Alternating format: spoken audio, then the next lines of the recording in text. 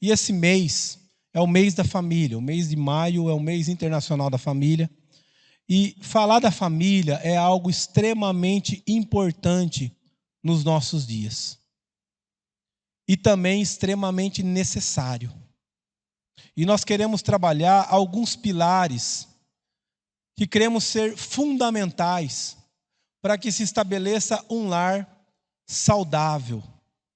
O amor, o perdão, a gratidão, a devoção e a instrução. É lógico que há muitos outros pilares fundamentais, necessários para se estabelecer um lar saudável. Mas acredito que esses 5 pilares, eles englobam muito bem aquilo que se faz necessário para o nosso lar. E eu queria desafiar você a não deixar de participar dos cultos desse domingo, a não perder essa série de mensagem. Porque o grande problema que o nosso país enfrenta, ele não está na política apenas. Ele não está nas questões sociais. Ele não está na questão, muitas vezes, da droga. Tudo isso é um problema. Mas o problema está na estrutura familiar.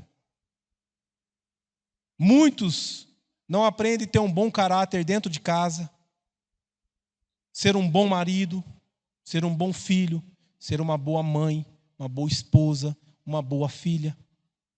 Não aprende princípios e valores necessários para carregar para a vida toda. E a família tem sido alvo de grandes ataques nos nossos dias. O objetivo de muitos é destruir a família, que é uma instituição divina. E a igreja precisa se levantar contra essas verdades e lutar firmemente para resgatar a estrutura familiar. Principalmente dentro da igreja, onde, infelizmente, há muitas famílias que estão sendo destruídas por falta de alguns pilares fundamentais. E hoje nós vamos começar, então, essa série falando sobre o primeiro pilar, que é o pilar do amor. Nós vamos conversar um pouquinho a respeito dessa grandiosa verdade no texto de 1 Coríntios, capítulo 12, versículo 31b, até o capítulo 13, versículo 13. Uma passagem muito conhecida, virou música, que muitos já cantaram, como eu, por exemplo, que são verdades fundamentais.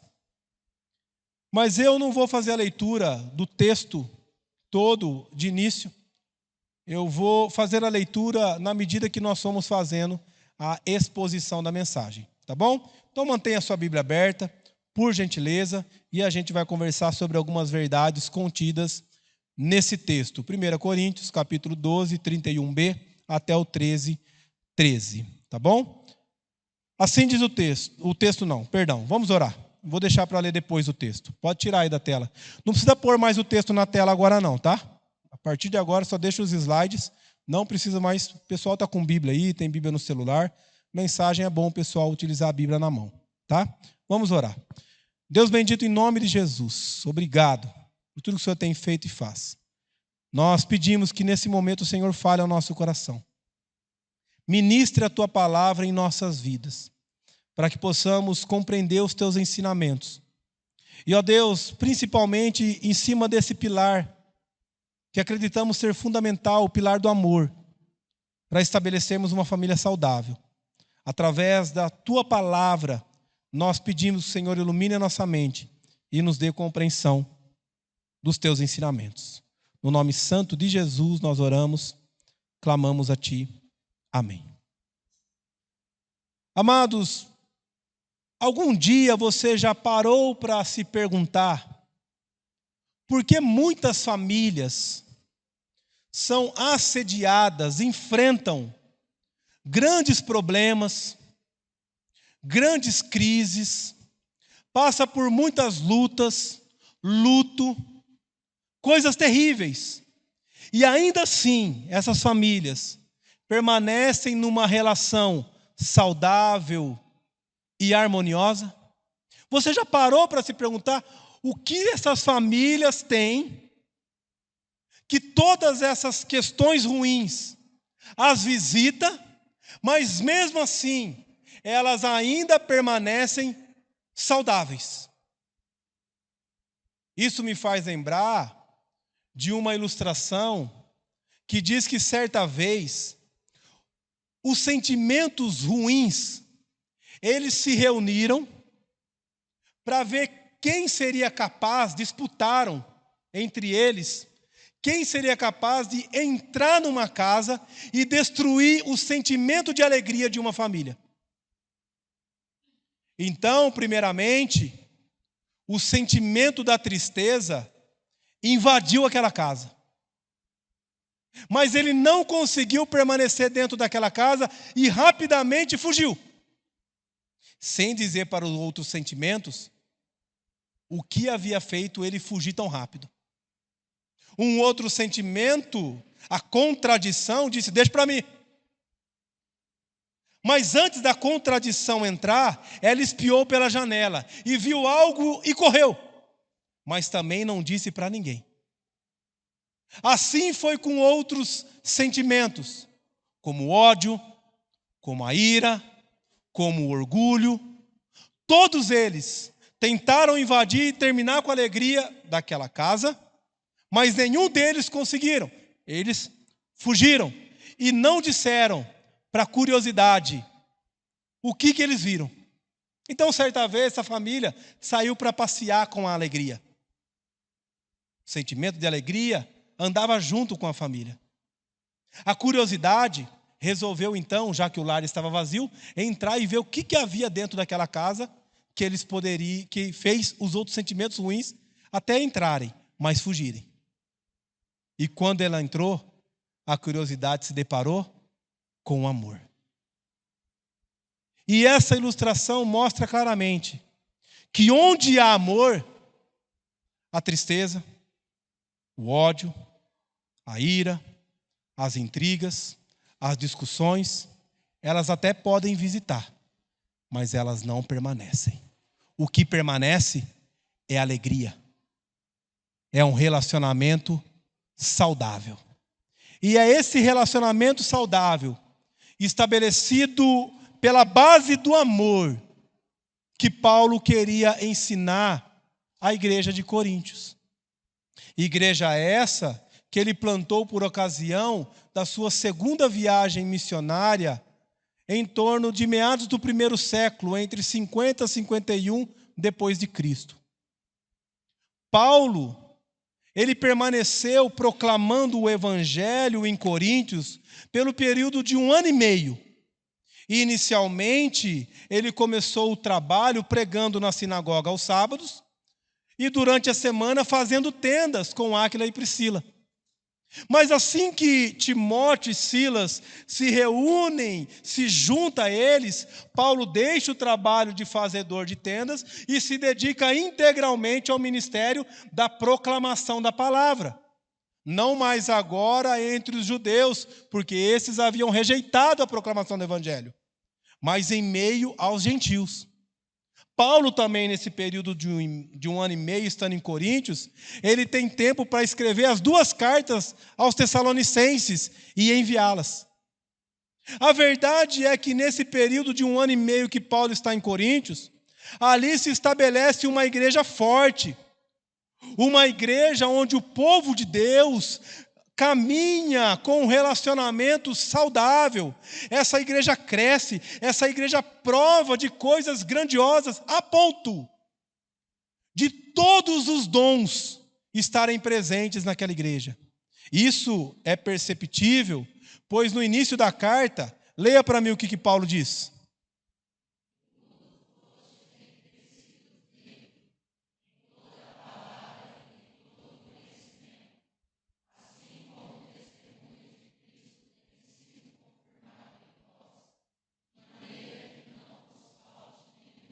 Olha só o que Paulo está dizendo. Vocês engrandeceram sobremaneira. Cresceram tanto que em vocês, na igreja, não falta nenhum dom. Observe que isso é um motivo de gratidão, um motivo de glória, um motivo de louvor, de exaltação a Deus por aquilo que aquela igreja estava vivendo. Mas essa igreja enfrentou um grande problema. E isso 4 anos após de Paulo ter plantado ela. O ano agora é 55. Conforme 1 Coríntios, ainda, capítulo 16, versículo 8, se você quiser confira, Paulo está na cidade de Éfeso. E ele diz que ele lá vai permanecer por mais algum tempo. E Paulo é informado, segundo o capítulo 1 de 1 Coríntios, pela família de Cloe, que aqueles irmãos estão enfrentando disputas, está havendo contendas, há intrigas entre aqueles irmãos, porque aqueles irmãos não estão mais olhando um para o outro e tendo atitudes estruturadas pelo amor divino. O orgulho tomou conta do coração daqueles irmãos. E agora aqueles irmãos, eles começam a servir na obra do Senhor, ter atitudes no corpo de Cristo, sem amor. E atitudes com ausência de amor são inúteis. Não gera crescimento, mas gera intriga, gera contendas. E é exatamente isso que estava acontecendo em Coríntios. Então Paulo, ele vai dar várias instruções para essa igreja. E quando chega no capítulo 12, Paulo fala sobre os dons que eram abundantes naquela igreja. E ele termina no capítulo 31 dizendo, olha, busquem os melhores dons. Mas aliás, melhor do que buscar os melhores dons, eu vou falar para vocês de um caminho sobremodo excelente. Olha só o que diz aí no texto, capítulo 31, do versículo 12. Eu passo a mostrar-vos ainda um caminho sobremodo excelente. Veja, Paulo está dizendo, os dons são necessários. Os dons são importantes para a vida da igreja e vocês precisam buscar os dons. Mas há um caminho sobremodo excelente. Se os dons são bons para a edificação da igreja, há algo que não pode faltar. E o que é? É o amor. Então Paulo, para deixar isso claro, usando uma figura de linguagem chamada hipérbole, que remete a exagero para dizer algo importante, Paulo vai dizer, acompanhe comigo do versículo 1 ao 3. Ainda que eu fale as línguas dos homens e dos anjos, se não tiver amor, serei como bronze que soa ou como símbolo que retine. Ainda que eu tenha o dom de profetizar e conheça todos os mistérios e toda a ciência, ainda que eu tenha tamanha fé a ponto de transportar montes, e não tenha amor, nada serei. E ainda que eu distribua todos os meus bens entre os pobres, e ainda que entregue o meu próprio corpo para ser queimado, se não tiver amor, nada disso me aproveitará. Observe que Paulo aqui, ele faz uma exposição de 5 dons. O dom de línguas. Paulo fala sobre o dom da profecia. Paulo fala sobre o dom do conhecimento, de ser mestre. Paulo fala sobre o dom da fé. Paulo fala sobre o dom da caridade ou da generosidade.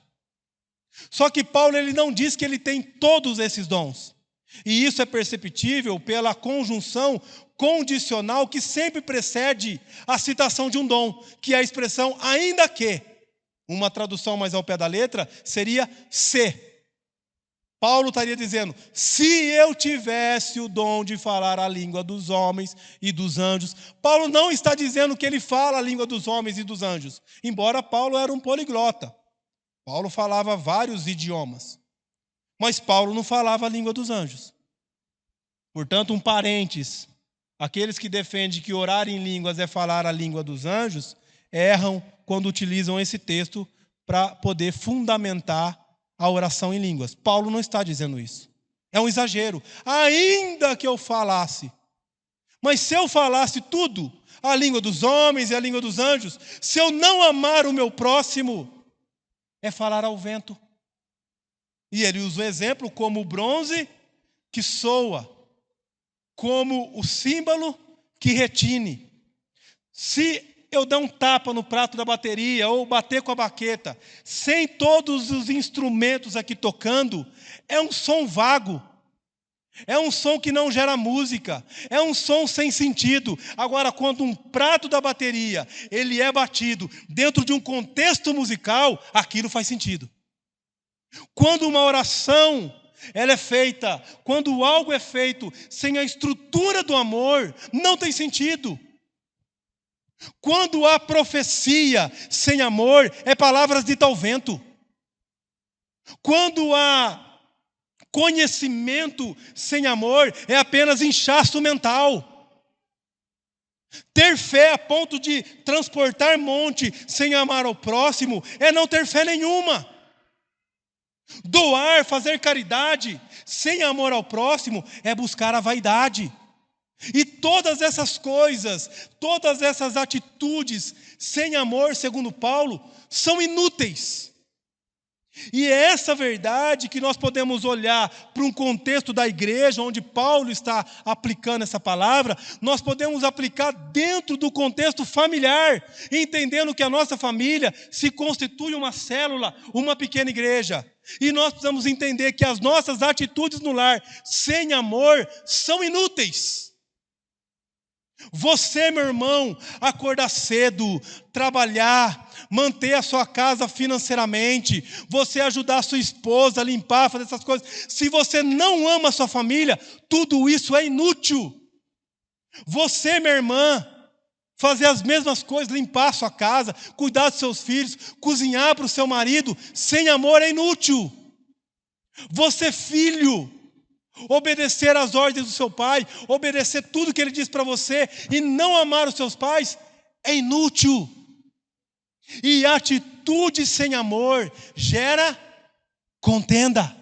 E vamos lá, não é isso que a gente tem visto em muitas casas? Vamos parar para analisar.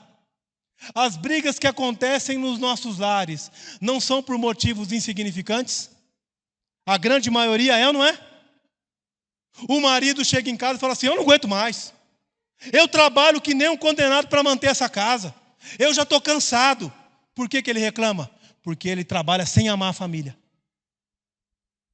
A esposa faz faxina em casa, limpa, cuida dos filhos. O marido chega: eu não aguento mais essa vida. Por quê? Porque ela faz sem amar o marido. Os filhos reclamam em casa. Por quê? Porque não ama seus pais. Veja, fora da estrutura do amor, as nossas atitudes para com o próximo gera intriga, gera contenda, cansa, irrita. E não é o que tem acontecido? Agora, as nossas atitudes em volta do amor. Quando você chega em casa, você diz: eu estou cansado, eu estou sobrecarregado, mas eu pago o preço que for preciso para que a minha família se sinta bem, porque eu amo minha família. Eu sei que é difícil. Eu termino de passar pano, meus filhos passam com patins. Eu termino de passar pano, meu marido, abençoado, entra com o pé sujo de graxa. Eu termino de lavar roupa, o cachorro pega no varal. Eu sei, não dá, mas a esposa que ama o lar, ela olha para isso, ela fala assim: é difícil, mas eu amo fazer isso, porque eu amo a minha família, e como é bom servir a minha família. Os filhos chegam em casa e agora não reclamam mais. Ai, pai, não é mais nem pai nem mãe, é véia e véia. Ah, velho, sai do pé. Ah, velho, dá licença. Não aguento mais sua cobrança. Eles chegam, eles entendem que a cobrança dos pais é por amor a eles. Veja, a relação familiar em volta do amor gera vida, torna as relações saudáveis. E é importante entender que aqui, o amor, se você observou, ele não é dom. Ninguém tem o dom do amor. O amor é um atributo de Deus, o qual ele compartilha com os seus filhos. Porque Deus é amor. O que João disse? Leia para mim.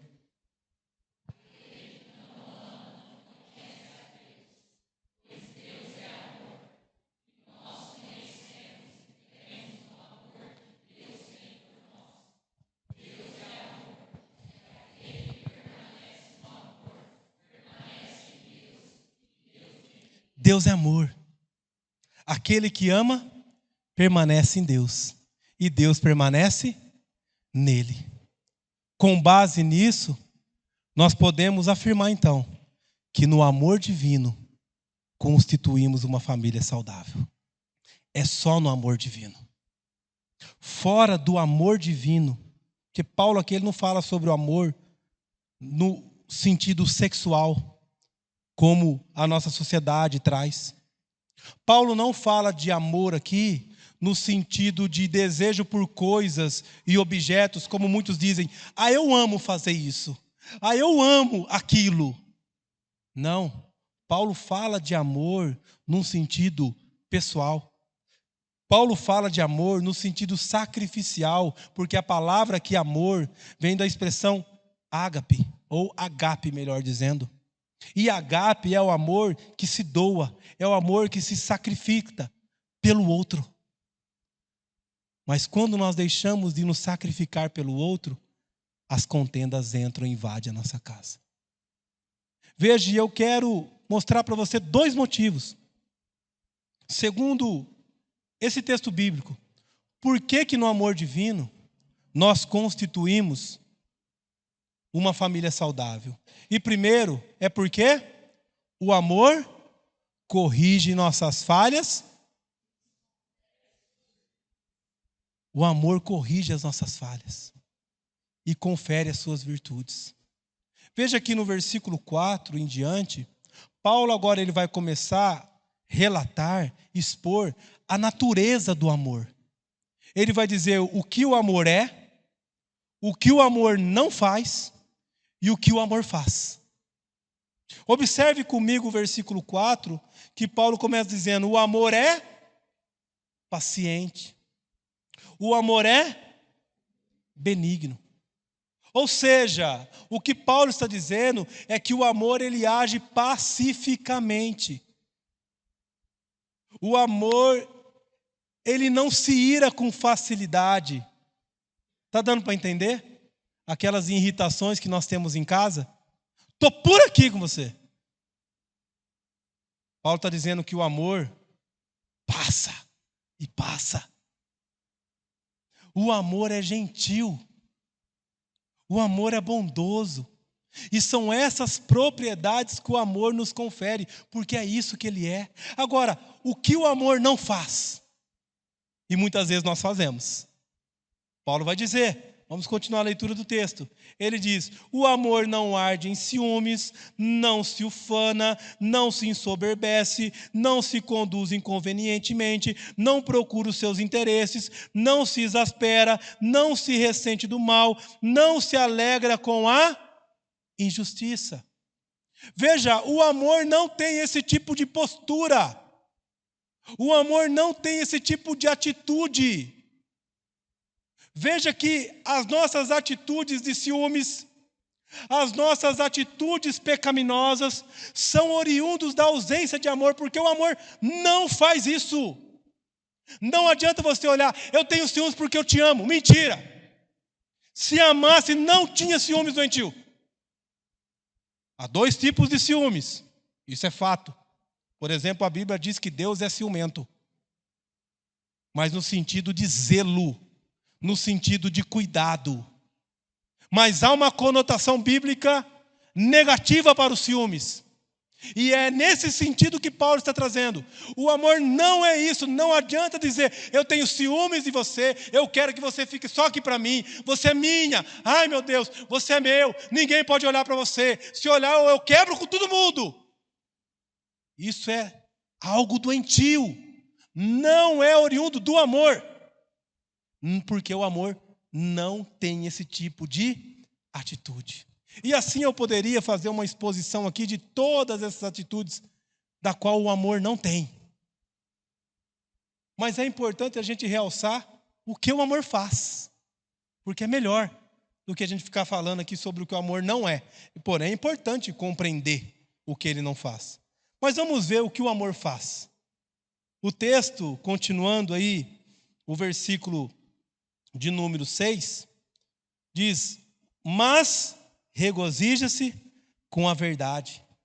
Tudo sofre, tudo crê, tudo espera, tudo suporta. Eu não suporto mais. Mas o amor tudo suporta.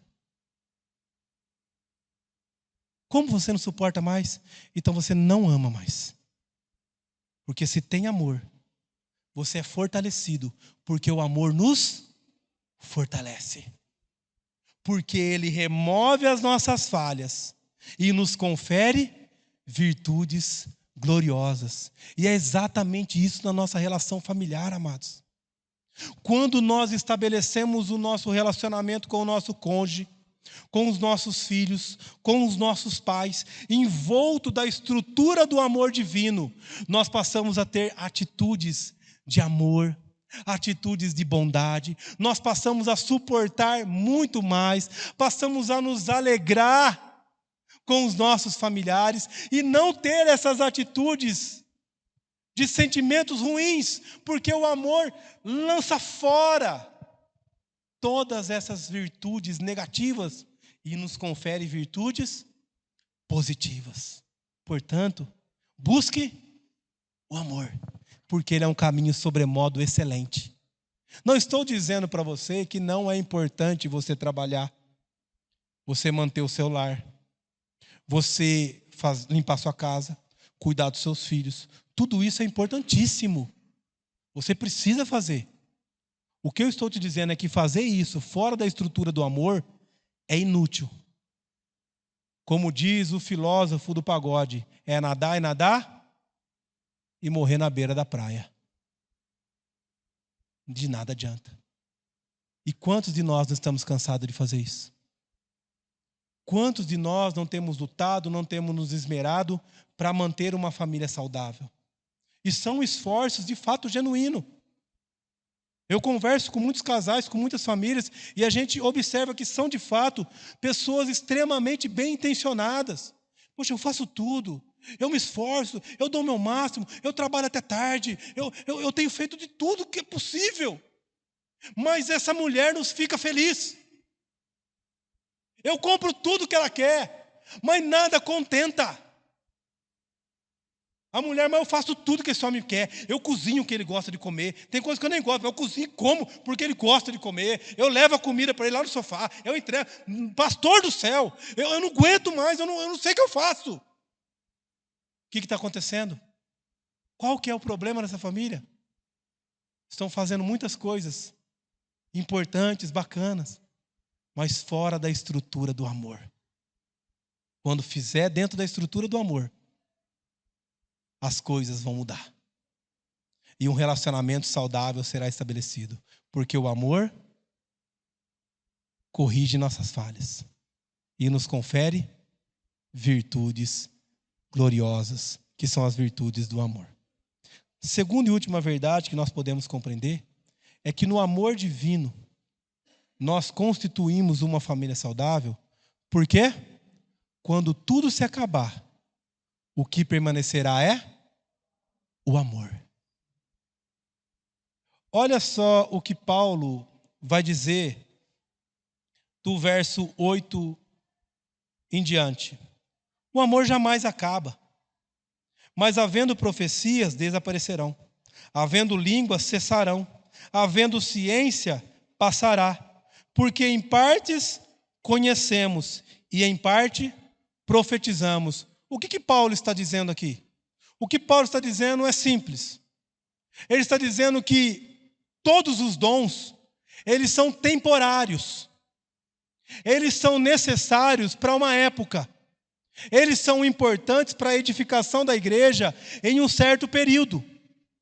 Mas vai chegar um dia, e aqui ele está se referindo à consumação eterna, que quando a igreja for conduzida à glória de Deus, quando todas as coisas vão ir, não vai precisar mais de dom. Por quê? Porque nós estaremos com o Senhor. E o que vai restar? O amor. Porque é o amor que é a base de uma relação saudável. E é esse amor que vai imperar na nossa relação com o Senhor na glória eterna. É Ele que vai manter. Ninguém vai falar em línguas no céu. Ninguém vai profetizar no céu. Ninguém vai lá abençoar porque tem pobre no céu. Não vai precisar dessas coisas. No céu só vai ter o quê? O amor. É o amor que vai estar lá. E aí Paulo, para enfatizar o seu argumento, ele usa duas ilustrações. Ele vai dizer primeiro aqui no verso de número 10. No verso 10. Quando, porém, vier o que é perfeito, falando da consumação, então o que é em parte será aniquilado. O que é em partes? Os dons. O que serve para hoje. O que é em parte será aniquilado. Então, viveremos agora com base no amor. Aí ele chega no versículo 11, as duas ilustrações. Primeiro, ele vai dizer, quando eu era menino, falava como menino. Sentia como menino. Pensava como menino.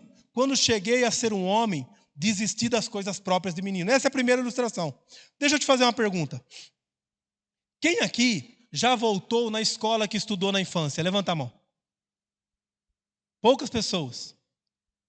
Mas eu tenho certeza que quando você voltou para a escola que você estudou na infância, você olhou e tudo é muito pequeno. Mas quando você era criança e estava lá, tudo era muito imenso. Tudo era muito grande, a carteira era grande, a cadeira era grande, os professores eram enormes, né? A diretora então nem me fala, né? A diretora sempre é a maior zona ali e tudo mais. Mas quando você amadureceu, se tornou homem, se tornou mulher, e você chegou perto daquelas carteiras e falou assim, meu Deus do céu, como que cabe sentado aqui? E não cabia? Sobrava espaço, você até dividia com o amiguinho. Senta aqui do meu lado. Cabia dois ali sentado. Paulo está utilizando essa ilustração para dizer o seguinte, olha, os desígnios de Deus, nós vamos criando maturidade e compreendendo os desígnios de Deus, mas nós não compreenderemos eles plenamente. Mas quando aquilo que é em parte será aniquilado, e nós vamos contemplar agora com uma visão ampla e compreenderemos de fato como as coisas são. Mas hoje nós não compreendemos. Então o que cabe a nós é estruturar a nossa relação no amor, porque é o amor que vai permanecer. E aí Paulo usa outra ilustração, que é a ilustração dos espelhos, porque a cidade de Coríntios era conhecida como a cidade dos espelhos. E olha o que Paulo vai dizer, porque agora vemos como em espelho, obscuramente, então veremos face a face. Agora conhecemos em parte, então conhecerei como também sou conhecido. E é interessante que não é um espelho que nem o nosso. Hoje os espelhos que a gente olha são perfeitos. Mas não sei se você já baixou aquele aplicativo no celular. Eu nunca baixei, mas os adolescentes gostam. Com todo respeito aos adolescentes, que desfigura o rosto, entorta a cara, deixa a cara inchada, afina. Enfim. E quando o que era o espelho no primeiro século? Era uma chapa de ferro. Então essa chapa, você conseguia se ver nela. E eu acredito que qualquer um de vocês já se viu numa chapa de metal. Mas você não vê sua imagem desfigurada? É o que Paulo está utilizando. Paulo fala o seguinte, olha, quando você olha no espelho, você vê a sua imagem mais obscurecida, distorcida. É a visão que nós temos agora. E veja que Paulo vai usar duas vezes esse advérbio temporal, agora. O que Paulo está dizendo agora, no presente, a nossa percepção quanto aos desígnios de Deus é distorcida, é limitada.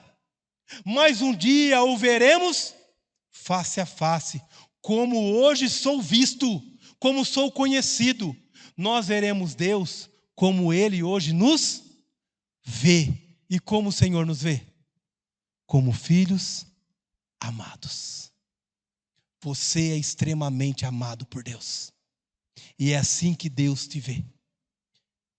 E a sua família precisa ver que você as ama.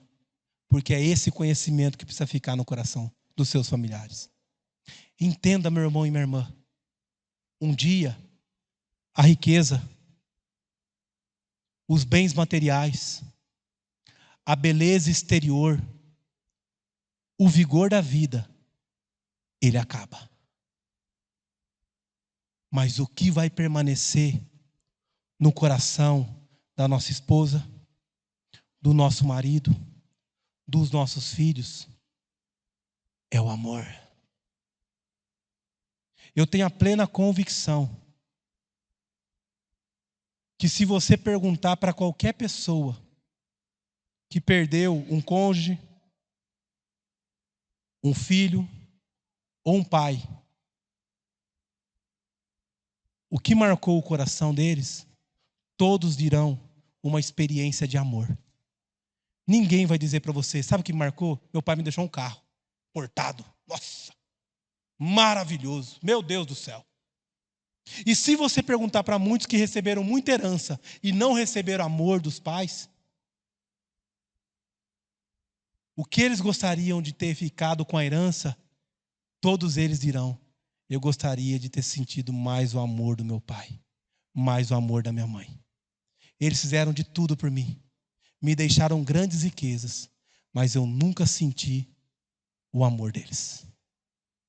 Lembro-me de uma publicação que eu li essa semana, que dizia que, certa vez, um pai estava num parque, numa praça, olhando a sua filhinha andar de bicicleta.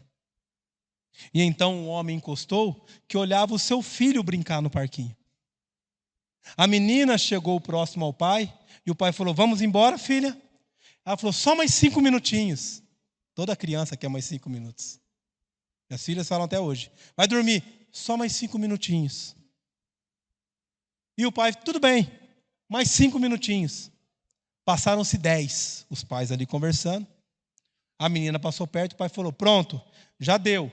Vamos agora? Ela, pai, mais 5 minutinhos. Ele falou, tudo bem, mais 5 minutinhos. O homem que conversava com ele disse a ele, vejo que você é muito paciente. Ele falou, não. O ano passado, eu perdi um filho. E eu não vi meu filho crescer. Trabalhei muito. E eu daria tudo, hoje, para ter só mais 5 minutinhos com meu filho. Quando ela pede para mim só mais 5 minutinhos, ela acha que ela está ganhando mais tempo para brincar. Mas, na verdade, eu estou ganhando mais tempo para vê-la brincar. Ame a sua família. Ame os seus filhos. É isso que vai ficar no coração deles.